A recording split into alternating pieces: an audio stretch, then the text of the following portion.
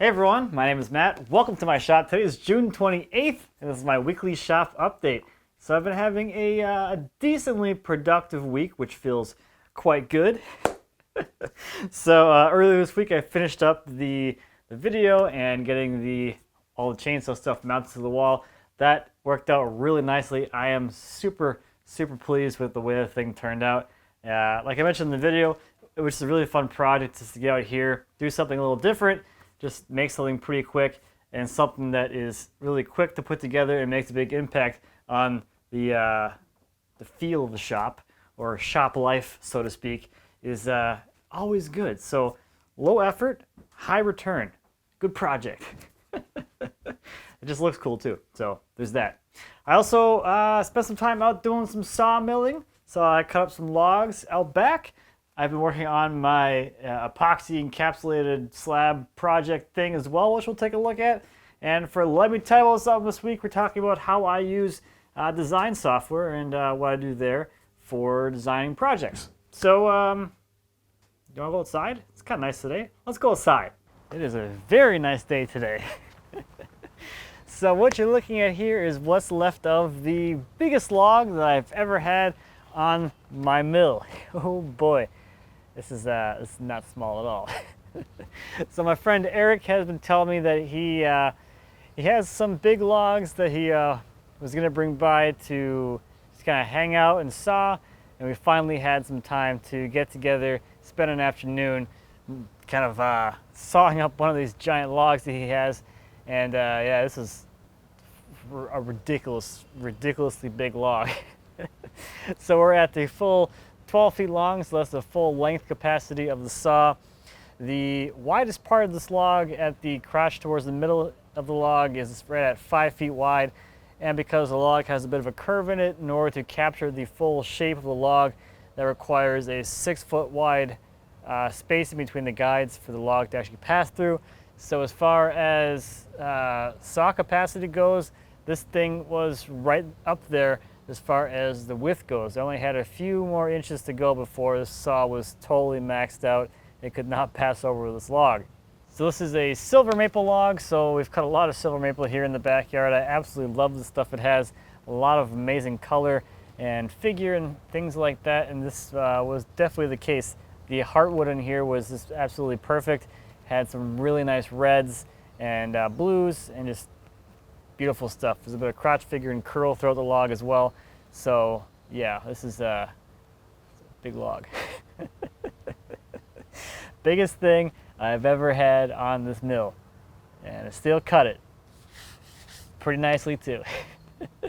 And then behind me I've got some walnut slabs, so I had some time as well to cut up or start cutting up the walnut that I picked up a few weeks ago that I showed.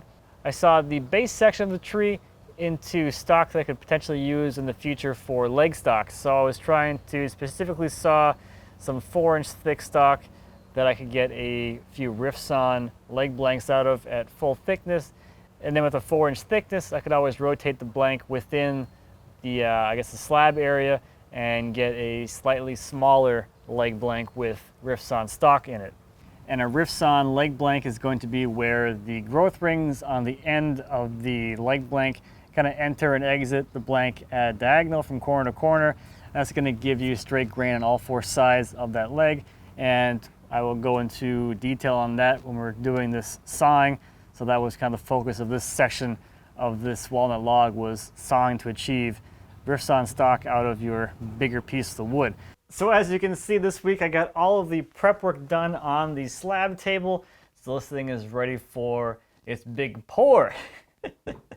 So earlier this week I took the rough slab outside to flatten it with the router sled. It's always nice to use that thing outside because it makes an absolute mess. So doing it outside just keeps all of the mess outside and keeps the shop pretty clean. I got the bottom side mostly flattened. There's a few low spots in there, but not by much. And then the top side just has a small low spot here, which I'm not super worried about because I will surface this thing again once it's filled with epoxy. So the other thing you can see is I made this sweet form out of melamine. So I've covered the melamine in a sheathing tape, which the epoxy will easily release from, and the form is built so everything is sealed with some silicone. So in theory, this thing should be watertight. I hope so. The other thing I've done here is you can see I've run a bead of silicone around the perimeter. What that's going to allow me to do is overfill this thing without the epoxy flowing on top of the slab.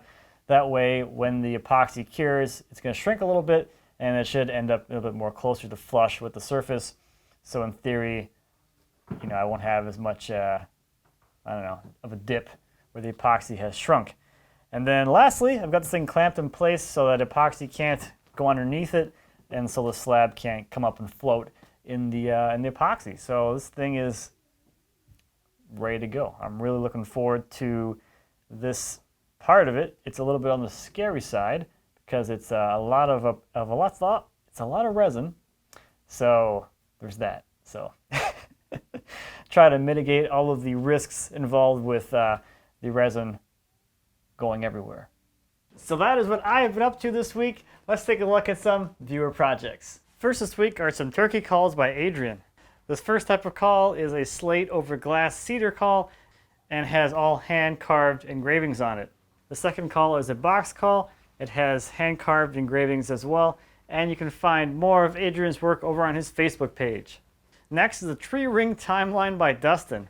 Dustin is a general contractor that worked on a new school project which required the removal of a large 44-inch white oak.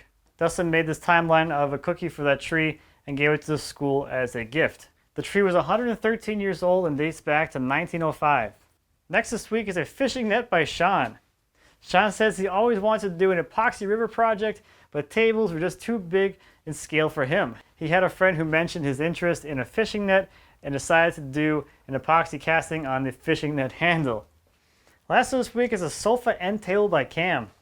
Cam wanted to make a sofa end table that took up a minimal footprint in their living room.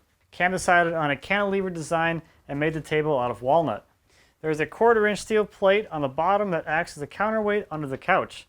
Cam has a great video over on his YouTube channel while making this table, so definitely check it out. So this week's Let Me Tell You Something topic comes from Eric over on Patreon. So we're going to talk a little bit about design software, what I use, how far I take a design in the computer, and you know, how much effort is it to learn a design program, I guess. So first off, I use SketchUp.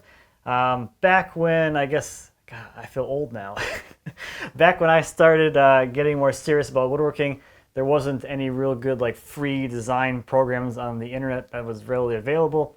So that was kind of the de facto thing you would use is SketchUp, and I've just kind of stuck with that since that's what I know and that's what I'm comfortable with. But the nice thing about, you know, where we're at right now is there's a lot of free options as well out there. So just take a look around, see what other people are using that do stuff that you might want to communicate with, and kind of stick with whatever everyone else is kind of using. It's kind of the basic idea, I guess, of picking a good design software. Now, how much or how long it's going to take you to actually learn that is it's a big depends. First of all, it's going to depend on just your ability to learn computer-based design software. If you ever used any before, it might be a little bit of a different kind of brain process to kind of get familiar with. So that's going to be one factor. The other factor is how good do you really want to be at this design software? How far do you really need to take a design to make that tool, the design software, a useful part of your workflow? And for me, it doesn't end up having to be very far. Most of the stuff that I'm making, if I'm not doing plans or I'm not needing to communicate the design to someone else, I can put together something pretty quickly and get what I need out of that design. What I'm going to need from a design is just an overall look at it, get some rough ideas for some of the key dimensions. So if you're doing like a chest of drawers, for instance, I don't necessarily need to know the size of all the drawer parts because they're dictated by the case. So all I really care about is the case size or the case size for all the case parts, and then whatever is going to go inside of that case is all going to be referential, so I don't care about that. I'm also not going to really care too much about drawing joinery because I don't have to communicate that to anybody else. So if I'm doing it for myself, there's going to be no joinery, and it's going to be very bare bones because I already have all those kind of things in my mind. So if we jump into the computer real quick, I can show you some of the older models that I have created when I didn't have to make plans for anything. So this is the TV stand that I made, I think it was like in 2012 or 2013. So all I did here was just kind of get a rough idea of the proportions of the TV stand, the base dimensions of some of the parts, such as the sides, how tall it's going to be. And I also kind of played around with the curves for the top, so you can see I only drew the curve on one of the ends, even though the curve is the same on the other side. I only bothered with that one side. And again, here I'm just trying to get an idea of the overall dimensions. Getting the top out of the way, you can see there's no joinery in here, even though the top joins to the sides with a half-blind dovetail. I didn't bother drawing that because I already knew what that was going to be, so it would just be essentially just a waste of time for my purposes. You can see I also haven't drawn in the taper on the leg, but I did kind of draw one here on the front just to get an idea of how that would look. Now this information here was really all I needed to build this piece. I can grab all of my key dimensions from this model and start working on the actual build. Now on the other side of things, if there's something that I'm doing that's going to have a set of plans associated with it, like all of my guild projects such as the Highboy, this is as far as I took the model before handing it off to Brian, who does my plans for me. He is much better at SketchUp than I am, and he can get through a lot of these small details that I personally wouldn't need, but a good set of plans would need. So you can see on the Highboy, all I've done here is just enough to communicate to him how everything is supposed to go, and he'll take it from there. So there is, there's no joinery on here, but I already told him what the joinery is going to be. So coming around here, we can see that the rear dividers don't have their sliding dovetails, neither do the front. The case does not have any dovetails either, and then the tenons and stuff on the lower case are not drawn either. But he's more efficient at drawing this stuff than I will probably ever be, so that works out pretty nicely. And then just as a frame of reference, here is what Brian produced as the final model that we then developed the actual plans from. So as you can see, the design software is very elaborate and powerful. You can do crazy stuff like this, but it really just comes down to how much time do you want to invest in your actual model, and is that investment of value to you? I think it's a really key part of integrating a design software or any kind of design process into your workflow is understanding how far you really need to take it before you're kind of set in your mind of what you need to do. So if it's a pencil and paper just to kind of figure out some dimensions, if it's so far as to get your full model done and then do a full-size mock-up of something, that's also an option. It's just knowing yourself, how you like to build, and what information you really need, so that way you can really either use or not use a software like this. Take it as far as you want, but don't waste your time if you're not going to need to know those itty-bitty tiny details that you can just figure out in a shop just by looking at something. So I think that's all I have for this week. I gotta go buy some buckets and mixing tub things so I can get this poured. So I'm gonna go do that after I publish this video. Go buy a bucket. So thank you as always for watching. I greatly appreciate it. If you have any questions or comments about anything I talked about today or anything here in my shop, please feel free to leave me a comment. As always, I'll be happy to answer any questions you might have. And until next time, happy woodworking.